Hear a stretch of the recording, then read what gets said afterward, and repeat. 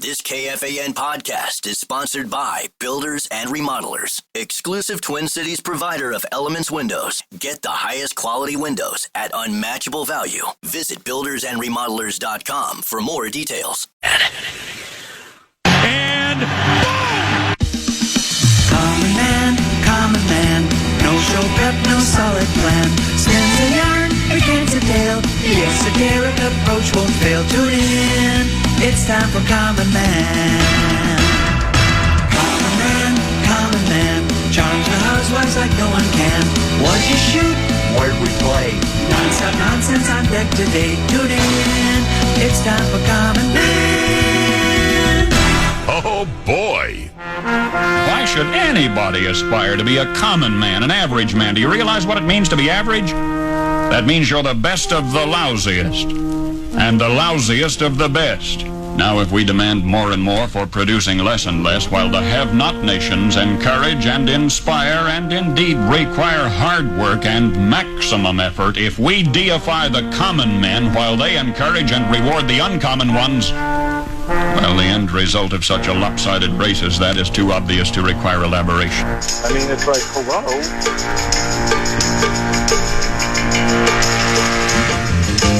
Just keep battling. And just keep battling. And keep battling.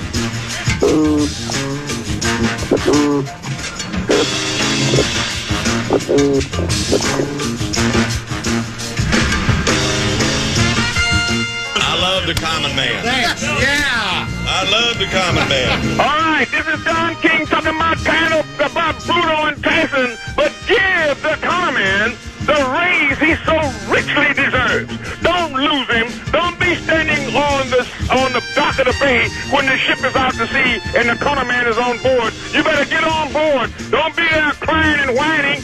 Get him and keep him. Give him the raise that he deserves. I know nothing.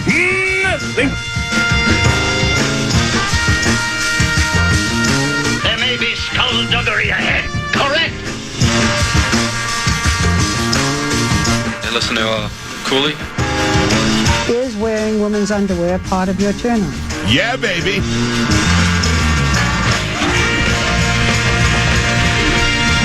And the silence you hear is Lambeau Field.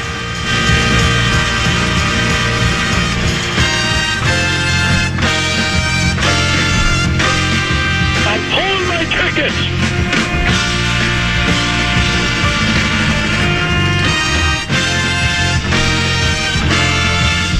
I think we have a very good mix right now. I mean, the morning show does well, comparatively speaking, especially given what it has to go against. Dubers and I have done well, knock on wood, for 4 years. Common and Hartman have done okay, and Barrero is, in my estimation, the primetime player on our station. And cultivating a couple of kids in Sludge and Lake, and, you know, we have the Vikings and maybe some things down the road, so I think we're strong right now.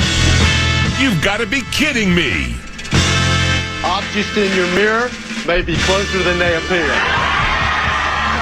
He's the clown from Brown. He's the fourth in the north. This is the common man, Dan Cole. It promises to be a action-packed, controversial, fast-paced common man program today.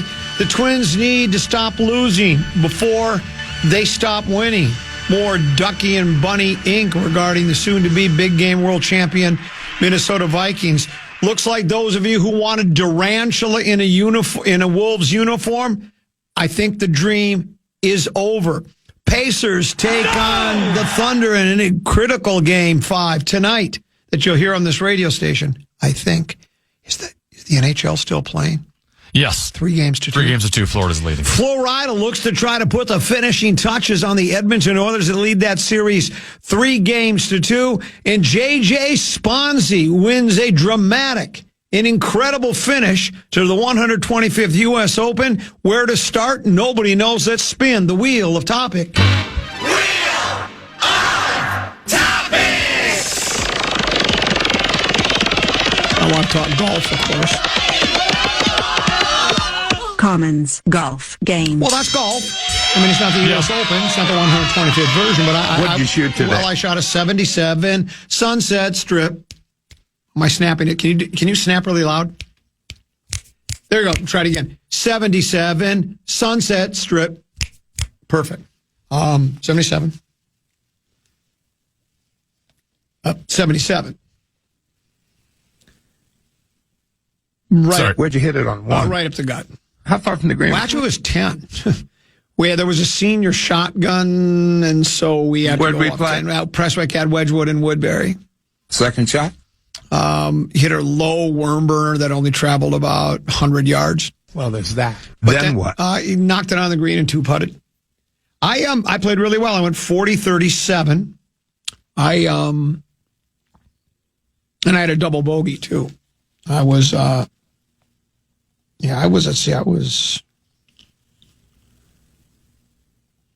gosh, I must have played 14, 15. I played the last 12 holes in one over, I think, or even par. I think I played even par. Yeah, I played really, really well. Well, again, it was back to old common man golf. Hit it, spray a little bit here. The wedge play and the putter were really good. You know, tend to be, as you know, you've played, you've had an experience that's not unlike that of a PGA Tour pro. The short game can cover up a lot of bad tee to green shots. You can spray the driver here. You can, miss an iron there. But if you hit it close and make a putt, or hit it kind of close and make a putt, it covers things up. So, yeah, better. I'm still not where I want to be. I don't know if I will ever get there. My range. I've spent more time at the driving range the last 2 weeks than I have in my entire lifetime. And I don't even know you anymore. Well, it's funny. Works on the range, then you get to the golf course, and there's an old saying, I know they have in Tennessee, I know there's in Texas, fool me once, shame on me, fool me twice, I won't get fooled again. There's an old saying that, I don't know what it is, I just don't know, I can't bring it to the golf course. It's just all good plans, mice and men just go by the wayside. But that's all right. That's all fine and good. I'll be okay with it. I'll do the best I can. How good was Sponzi yesterday?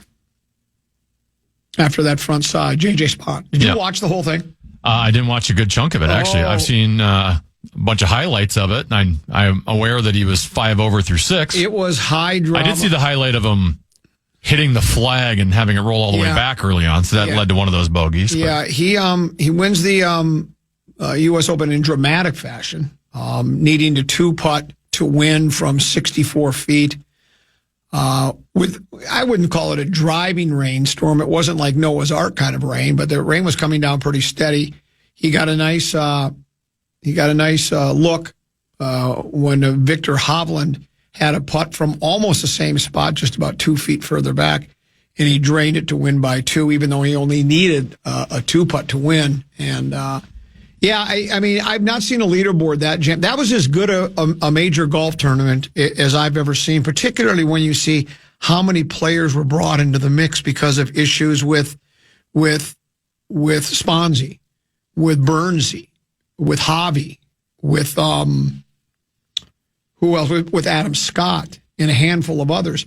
There were those that were coming back to the pack, and there were some in the back of the pack that were making a move, including the McIntyre kid from Scotland. And I enjoyed every minute of it. It was fun. What I really liked, and I tweeted this, I thought the golf course was too penal on Thursday and Friday. I think the rain actually helped. And if you think I'm feeling sorry for the players or want to see the Greater Greensboro Open, the scores really didn't improve very much when the course got soft. And what it did, I thought the course was so bad before that it would penalize even good shots. It was like, on Thursday and Friday, if you missed your target by a foot, you could be in big trouble. Now you could miss it by 3 feet and you could still pull off a shot. So I just thought it was much better. I think the green slowed it down. I heard they cut the rough going into Saturday. Mm-hmm. They trimmed it down a little bit. But you talk about, I mean, that tee shot on 17 on the drivable par 4, if that's not as clutch as it gets, he just absolutely, JJ, just bombed it onto the green. What's his name? JJ and Sponzi 2-putted to get a birdie to take the lead by 1. And then on 18, he just split the fairway. I think 18, if I'm not mistaken, had only surrendered, 3 birdies all day long.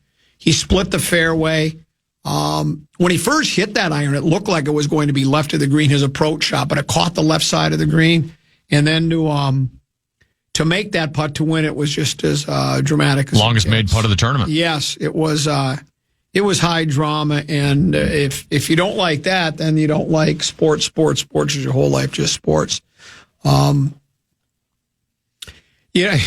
There were so many guys that looked like they had an opportunity to win too, right? I mean, Bernsey had the lead going in to the final round. I feel bad for Gorgie. It looked like Gorg was going to walk away with some good money with Burns having the lead. Gorg in the Power Trip morning show bets.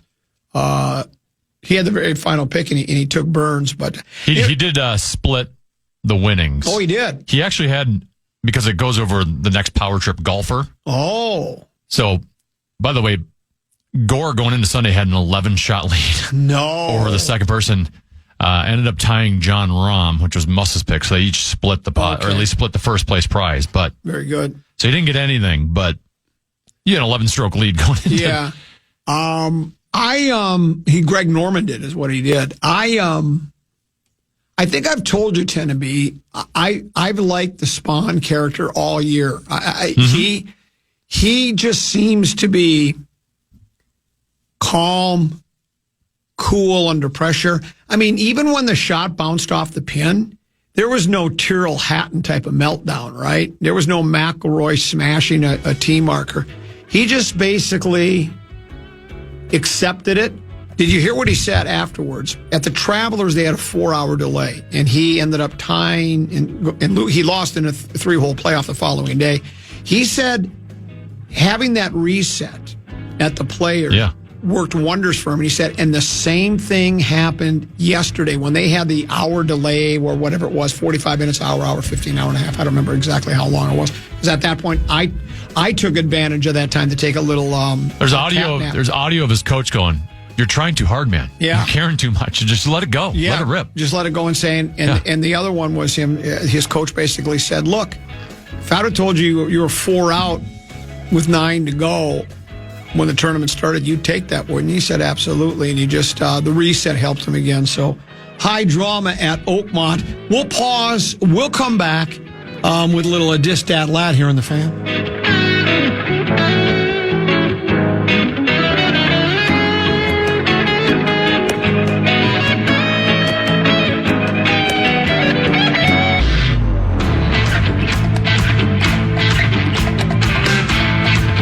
Contest page at KFAN.com and enter for your chance to win a 2-night stay at Breezy Point Resort for 4, including golf, all thanks to Custom One.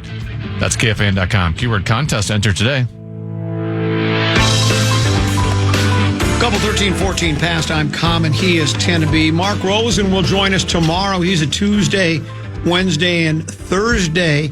Not even a guest. I consider him more. He's sort of like Brian Dunsing was to Mark Rosen. Mark Rosen is to me what Brian Dunsing is to Mark. He's like one of those warm, comfortable sweaters. He'll be with us tomorrow, Wednesday, and Thursday, just before 2 o'clock. Rock Talk again on Wednesday with Brian Oak, and that should take care of it. Time for Peek at the Purple, brought to you by our friends at Affordable Electric for all of your electrical needs, including inspections to make sure that your outdoor power is in good standing, that your if you have any code violations, they can get your home safe and up to standard, and they can give you a whole house electrical safety inspection. Remember, affordable-electric.com, affordable-electric.com. They are shockingly affordable. I don't remember, Tenneby, hearing the name Ty Felton during Purple Prey. No. Ty Felton, I guess I missed this. He is he was a 3rd-round pick in April for the soon-to-be big game world champion Minnesota Vikings. I think he played for Maryland. And Andrew Kramer writes a piece about it today. Headline says, Vikings rookie Ty Felton has been a receiver on a steady rise for years. And Keenan McCardle, the wide receivers coach, says, we have that Maryland connection, and I have a good feeling. He thinks he can add a lot to the club.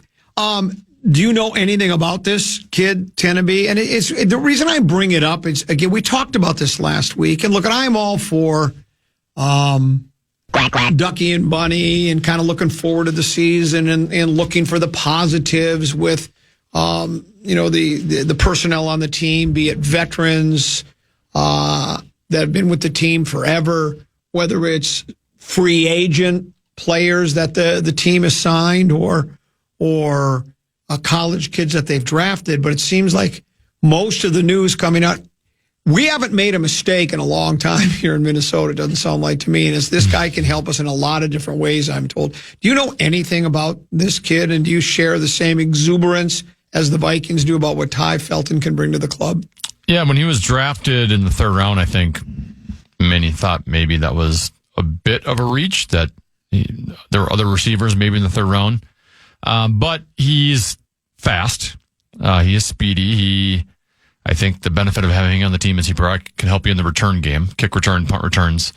So he's going to be one of those where, not going to be a top 2, obviously, receiver on your team. Maybe he can get to as high as third someday, but he can stretch the field, but he's got some yak ability to him. Okay. Yeah, throw the ball to him flat and break some tackles. He can get loose. So, I'm trying to remember everything about him, and I don't want to say anything incorrect. Right. But he had a good year this last season, but he's a little bit on the older side. He went to Maryland for all 4 years. He had an ACL injury, I read, that's right, in 2019, but that was quite some time ago in 2019. That was high school. Wow. Yeah. Okay. Yeah. So, but I know, like, even I read the same story you did today, that he appears that loyalty is huge to him. That, like, his high school coach, his college coach, like he had offers to go elsewhere in high school, stayed. Had offers to go elsewhere in college before his kind of, I guess, breakout season this past season, stayed at Maryland. So he's into loyalty and appears to like his spot. It's a good spot for him to go, right? Sure, because you've got quarterback whisper, you've got an overall good offense, but there is room on the depth chart to at least, have a pretty relatively significant role. Is minicamp done now? Was it that ended this past week? Yes. Or did it not? Okay, so that's done. So the next time they get together, is it basically training camp, or I know we read the story where a number of players are going to hang around for the summer, though, including the quarterback. McCarthy says he's going to hang. I think JJ is going to spend some time with him, as is Addison. So it sounds like all for one and one for all, and they're going to keep working toward the goal of trying to put together a winning club. So we'll see. But training camp starts sometime in July. We will be there. Last year, we did. I think our last couple of shows we didn't do, and I don't know why. We had a couple of them canceled, I think, for one reason. Maybe they didn't want us there anymore. But we were there on a number of occasions, and we do look forward to broadcasting from the perch at the new Winter Park, the TCO Performance Center, Vikings training camp coming up here in July. Peak of the Purple brought to you by our friends at Affordable Electric. For all of your electrical needs, visit affordable-electric.com, affordable-electric.com. Affordable Electric is shockingly affordable. Teneby, you and I don't get off the beaten path of sports very often. We sort of stay away from the A topics and such, but this weekend was as tragic and is hard to even wrap your head around what happened with the politicians that were the politician that was assassinated, along with her husband, and the attempted assassination of I think it was a Representative Hoffman, or he might be a senator, and his wife. They survived, and some human piece of garbage named Vance, allegedly a human piece of garbage, allegedly Vance Bolter, was the perpetrator. everybody knows the details if you're following the story. There's no reason to go through it here. But the reason I've sort of shied away from all this tend to be, what is there even to say? I don't want to say I've become desensitized to it, but it seems as though it. Well, it should be shocking, and it's not because. That's it. We've been going down this road. Yeah, it's so many from school shootings to political assassination. There was even the attempt on the president's life before he was reelected. Was during the campaign trail, and it's like I'm. What am I going to wax poetic about it? Am I going to say something that people are going to go, "Well, that was deep, Common. That was really deep. Well, you really struck a nerve there. There's nothing I can do to help, I don't think. If there was, I would, but bad craziness over the weekend. That's putting it lightly. But law enforcement did track him down. It took a while, but they found him somewhere, I think, near his home up in Green Isle. So he's in custody, and again, innocent until proven guilty, but it does not look good for him, and that would be good for the rest of us, I guess. We'll take a break. We will come back. We got plenty more to get to here on the Common Man program on the Fan.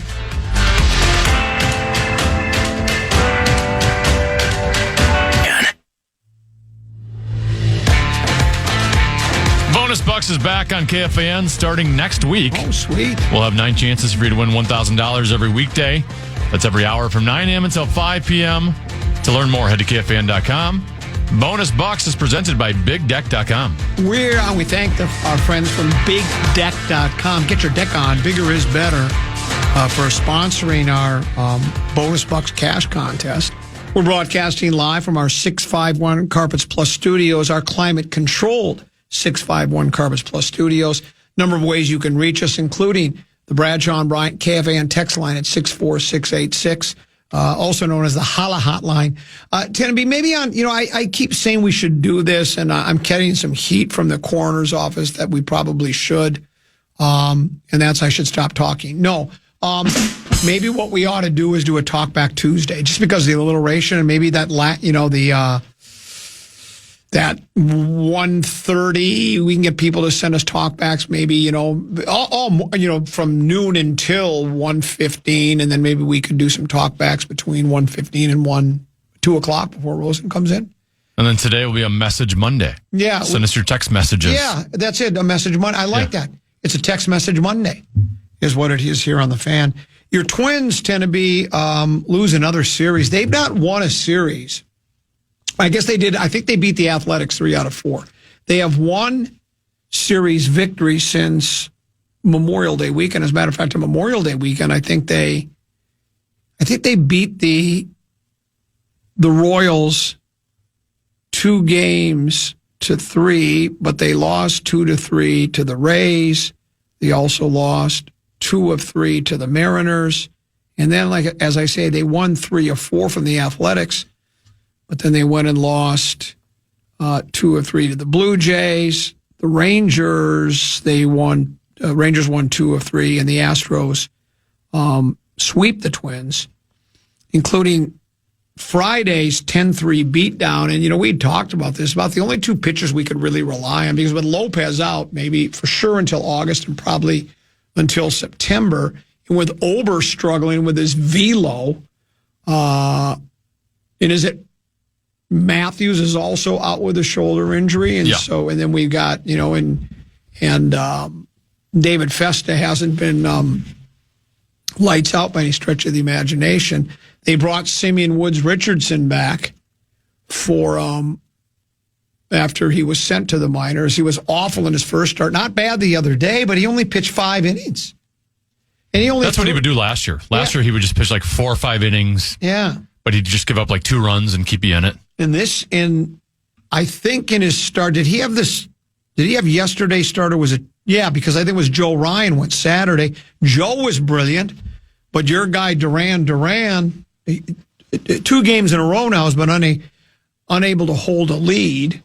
In one of those games, I think we had a lead, and then he gave up a run, and they tied it, and then they won in extra innings. But it just hasn't been very good for the Twins at all. And our guy, the guy that we thought we could depend on, along with Joe Ryan, was Chris Paddock, and he got roughed up on Friday. He went, 4 innings, gave up, 12 hits, 8, or whatever it was. It was just, the numbers aren't really that important, but it's interesting. It's I guess it's just the nature of Major League Baseball. The Twins started out the season as bad as they possibly could. They were matching last year's start. As a matter of fact, I think they matched it almost. We talked about it. They had the identical record this year that they had last year at the same time this year as the same time last year. Then they got to play White Sox, Angels, and I think we won. Last year, I think we swept both those teams. This year, we won 5 of 6. We won 13 games in a row, due in large part to the pitching staff, some clutch hitting, but mostly it was the starting staff with some help from the bullpen.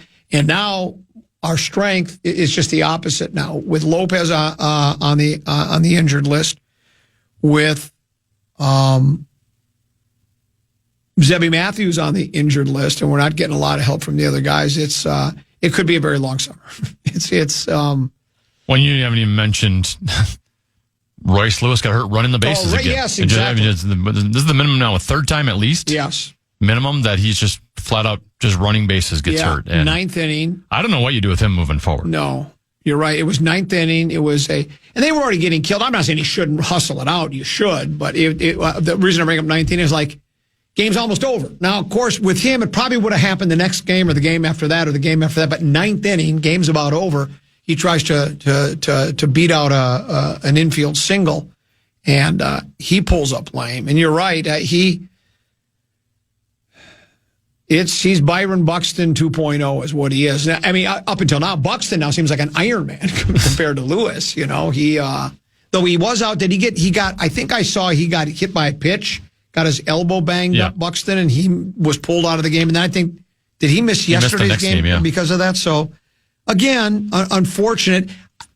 Those, like the concussion and the hit by the pitch, those injuries, they just happen. The running That's out, just unlucky. The running out, trying to run out an infield single and pulling your hammy, and it happens so often, not just to Lewis but to other players. We've talked about it forever, about how it seems as though these soft tissue or muscle injuries seem to happen to these players more than they did back in the olden days, I think. And one of the theories I think you had and others is that they train so hard that it's almost like they're trying to win a bodybuilding competition. Like, look at me, I'm this finely tuned athlete, and I get it. Short term, it's great. Yeah, that's what I think. I think short term, it's great until you're injured. Yeah. I remember. I don't like to talk about myself or use myself as an example, but I remember, and I've recanted this tale on a number of occasions. I got married in 1999, 6 weeks before I got married. I said on the air, I'd like to lose about 15. Vanity. I wanted to lose 15 pounds for the wedding pictures. Dan Kelly, who at the time was the head personal trainer at Lifetime in Woodbury, sent me a text message or an email and said, I can get you down 15 pounds in 6 weeks. And in exactly 6 weeks, I was down 15 pounds. But he also had me lifting, doing 515 at 515. And I certainly didn't look like Morris, where remember when Morris would be here and if you called his name, he'd have to turn his entire body towards you because his neck was so muscular, he couldn't turn his neck. But I'll remember it screwed up my golf swing because even though I wasn't Mike Morris-like, just getting muscles that I'd never used before were starting to get... Well, it affects your flexibility, too. Yeah, exactly. It was just... And I think that happens... I don't know.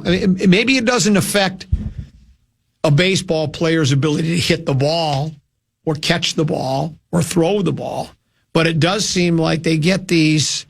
Remember when who was the guy we got from New York or went to New Donaldson? Didn't we have Josh Donaldson? Wasn't he hurt in the very first game? Running bases. Yeah, running the bases. He was going to be our answer to all of our prayers. He was one of the few big name additions at this team. This team spent money on him. Yeah, they actually spent money on him, which they don't do very often. Needed a pitcher at the time, but well, that's true too. Hey, I remember. Just come off a Bomba squad, and instead of getting a pitcher, we go out and get Josh Donaldson. That's exactly right. Thanks for reminding me of that. And we were accused of being wet blankets. And I think we both said at the time, well, yeah, no one would happy they spent money. Yeah, and no one would I guess be annoyed with with adding offense to a team, but offense really wasn't their issue. It was defense. It was pitching was the problem. This text message, speaking of text messages, courtesy of the Bradshaw and Brian KFAN text line, it says, could you have a more boring organization than the Twins? Your superstar is always injured, and you have owners who don't care. The only reason to watch a game is the goose that laid the golden egg. Sad, really, ...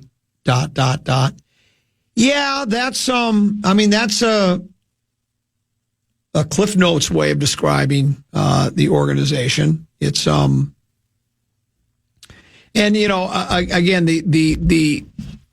their best players being injury riddled, including Byron Buxton for all those years, and now Royce Lewis is sort of like taking that baton, and then Carlos Correa's had his injury issues as well. So the guys that are supposed to be your three most productive players, the guys that are supposed to offensively be your. Well, the Twins signed Correa knowing he had that's true too. On the re-sign. Because the Mets and Giants both turned him down. They were supposed to be your linchpins offensively, and they just haven't. And it has to be frustrating. And again, I shed no tears for the organization, but they do have a lot of their bad luck they've created themselves, if you want to call it luck, because of almost seems like they lack an interest in really trying to field a really good team, though. I will say this, is as much as a number of us have asked, begged, implored the team to spend a bit more money when you feel like you have a window, when you have an opportunity. We're like, this team's pretty good right now. We got a nice mix of play. Sort of like the Fan, we got a nice mix right now, right? Like PA said at the beginning of the show, you have a nice mix, and they never seem to want to take that extra step. Just go, let's just add one more guy. Let's go get that big pitcher. So they create a lot of their own, but it seems like, here I think they should spend a lot more money on re-signing their players, like keeping the current core here, and but giving them more money. And that wouldn't hurt, but the injury thing. So I don't know. I don't know enough about the Cincinnati Redlegs. I don't know what they're fourth in the National League Central, so they can't be too terribly good. Tend to be. It says here. I got this standings. Twins are lucky they're not in fourth right now in their own division, because two other teams have been awful recently, Kansas City and Cleveland. Correct. So even though the Twins have had just an awful run, they haven't lost ground in those two. Now they've lost ground in the wild card chase. Yeah. Well, look at that National League Central. That's a hell of a division, Tennessee. The Reds are currently tied with the Cardinals at 37 and 35. So they're a couple games over 500, yet they are in fourth place. And as you mentioned... Everyone talked about how great the AL Central was. Yeah. Now, as of right now, only one team would be in the playoffs. Yeah. When for a while we had four. Yeah, correct. Yeah, the Tigers just, even though they've played 500 ball their last 10 games, they still have a large nine game lead over the Twins. Guardians are 9.5 back. Royals are 11.5. White Sox aren't out of this thing yet as far as getting out of the cellar. I think the Royals are threatening. Well, it's still at 11-game bulge, but you never know. This White Sox team could. Every team in the division's in a losing streak right now. Yeah.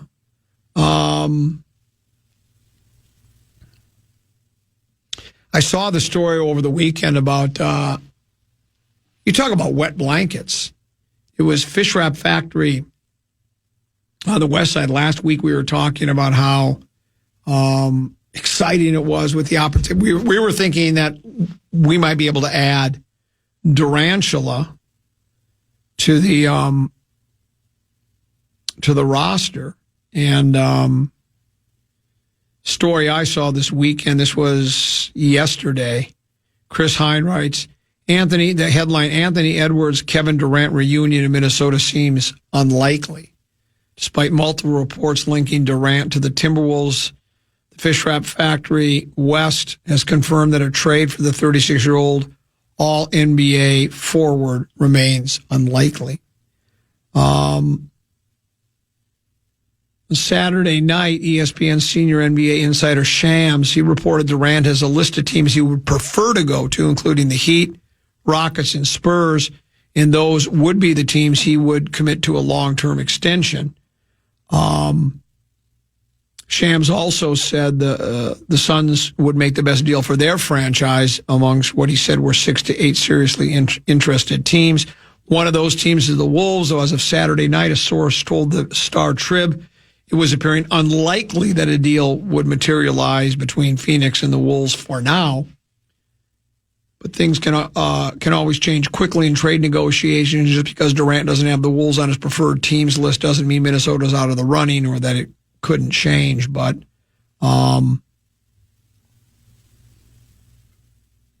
says one thing that might disincline the Wolves from dealing for Durant is how they value their depth, a key component to the run to the Western Conference Finals this season and a key component for the two teams currently in the finals, the Thunder and the Pacers. Depth's a hard thing for teams to acquire in this era of the collective bargaining agreement that includes roster building restrictions for teams over the second apron of the luxury tax. The Wolves were above that last season, could duck under this season depending how the free agents of Randall Reed and Alexander Walker play out. So, then how much of a commitment do they want to make and how many years? And, and I said last week, look, I mean, we've made significant changes in personnel, first of all, by bringing Gobert in. And, we ran it back and we got to the Western Conference Finals with Gobert, right? In Big Meow, we lost to Dallas, right? Yes. And then just before the season started last year, we traded Big Meow, another blockbuster trade. We got Randall and DiVincenzo. That got us to the Western Conference Finals again before we fell short. I guess Durant, because of the scoring that he brings, and that's what we feel we need is another score to go with Edwards. But like it says in the piece, the reason the Thunder, a big reason why the Thunder is as good as they are is because they do have depth. They run 10 people at you. We run 8, and that after a while. So if we have to get rid of pieces in order to get Durantula, I think our window's closing. But you might have some young pieces that can fill that depth, right? Like maybe Terrence Shannon Jr. I really liked him last year. He might be able to fill some of that depth. Obviously, at some point they're counting on Dillingham. So you can still replace from a depth standpoint just because you trade more guys for Durantula. Now, I did see today, because I had seen the story that you're talking about as well, that Durant seems to favor some other teams over the Wolves in terms of his interest. Right. But I also saw today from Brian Windhorst of ESPN that he says that the Wolves are being the most aggressive out of all the teams to get Durant. So I'm wondering if it's Wolves want to get him. We'd seen a couple weeks ago that a report of Phoenix wanting a big man in return, which I would think the Wolves would be able to produce better than most teams because you got Gobert and you do have Naz Reid, though he's a pending free agent, I guess. But if you wanted to trade Gobert. So I'm wondering if there's just this conflict of Phoenix wants the best possible offer, but then you also have Durant's people leaking out, hey, we want to go here. So he's kind of fighting against where you want to go. So that aspect of it makes it interesting. Well, it doesn't surprise me that the Wolves would be making a push. They got to do something different, I think. I mean, you could run it back again. I guess you could try to just, see if you could get our pending free agents. I think we have 2 restricted and one who's free to go wherever he would like to go. You could find a way to re-sign those and run it back, but and look, the Wolves they got to the Western Conference Finals again, so it's not as though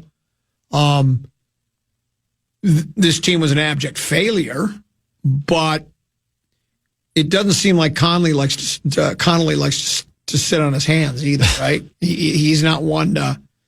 He made the trade for Gobert. He made the trade. He's a competitive rebuild kind of guy. Yeah, I think he is. I think he's competitive rebuild sort of a guy.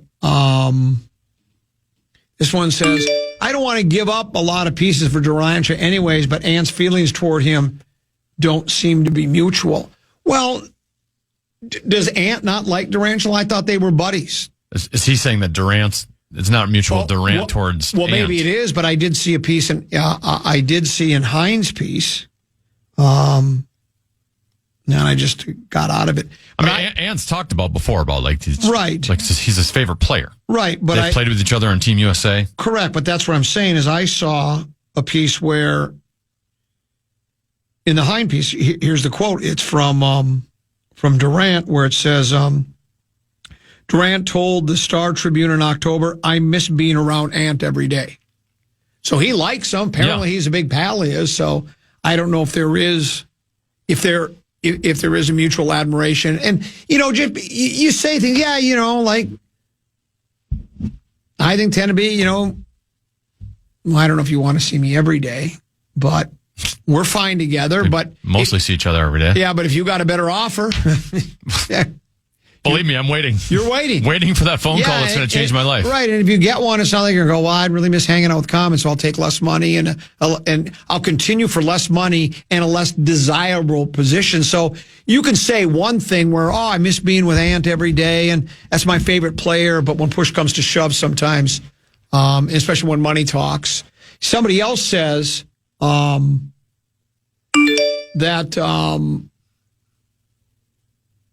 Here's the text. This one says, Florida and Texas do not have state income tax. Sounds like he's in it for just one thing, more money. Also, each of those states has nicer climates.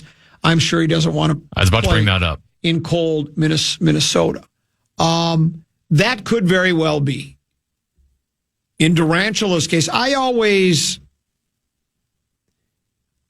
want to say I completely dismiss the money aspect of things, though I sometimes think, for me, I always feel like, and I don't know, I don't talk to any of these players. I mean, sometimes it's what Cousins said. It's not about the money. It's about what the money represents. And you just want to be one of the higher paid players in the league. Durantula really, he's made enough money that's going to get him to the grave, Foo, right? So I had seen a report with him, though, that along with the trade, he's expecting an extension that's going to get him $60 million a year. So, well, maybe he isn't. That might be. Yeah. So, I think because if your whole thing is where's your best chance to win a ship? Well, he's won a ship. Yeah. And two, I'd like to think out of the options he's looking at, the Wolves would be the best place to win a ship. So, if it's not that, then you do have to think money and location. Yeah. Yeah, in Durantula's case, it could very well be money and location. Because I do think there are other players. It all depends upon where you are in the timeline of your career, what you've accomplished, what you had, and how much money you made. I mean, a guy like Durantula, for instance, the reason he went to Golden State originally is because he hadn't won a title. He couldn't win one in Oklahoma City, and he said, well, that's a ready-made championship team right there. Golden State has already won championships without me. They add me, I think we'll be pretty good, and that's exactly what happened. So, yeah, maybe money, the universal language, money, and the climate means more to a guy like Durantula than it does to others. Let's take a break. When we come back, Teneby has a number of questions for him. He's got 5. Well, actually 3, but 5 sounds like more than 4 coming up other side of the break. Yeah, looks like a sports commissioner is donezo.